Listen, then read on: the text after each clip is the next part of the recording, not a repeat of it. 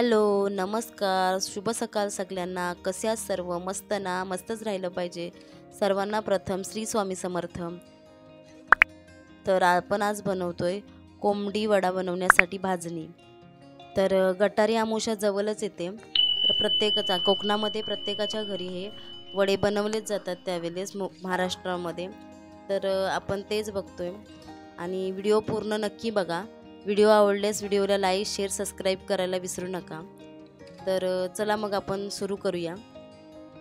तर मी तांदूळ ऑलरेडी धुवून स्वच्छ सुकून घेतले होते. पावसामुळे थोडेसे नरम आहेत, त्याच्यामुळे मी थोडे गरम करून घेते, त्यांना शेकून घेते. अन्यथा तुमचे तांदूळ जर सुके असतील तर गरम करण्याची गरज नाही आहे. कढईमध्ये आता मी चणा डाळ ॲड केली आहे. ती छान भाजून घ्यायची आहे.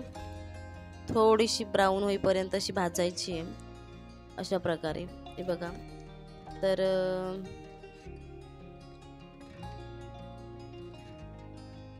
आता मी घेते उडद डाळ. उडद डाळ सुद्धा छान भाजून घ्यायची आहे.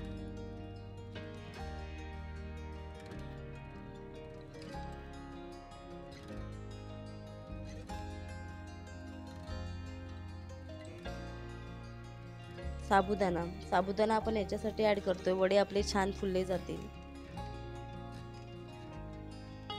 आणि वड्यांची तयारी छान झाली म्हणजे रेसिपी सुद्धा छान होईल.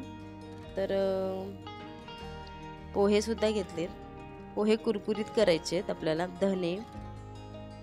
धने सुद्धा भाजून घ्यायचे.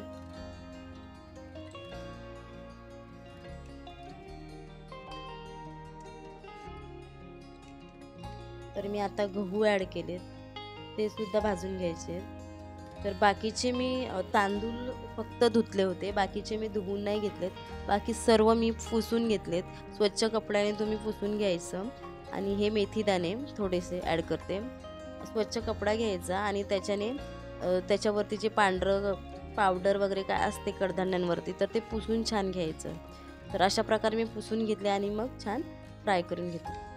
तर मी व्हिडिओ इथेच थांबवते. पुन्हा भेटू एका नवीन व्हिडिओमध्ये. तोपर्यंत बाय. Thank you so much.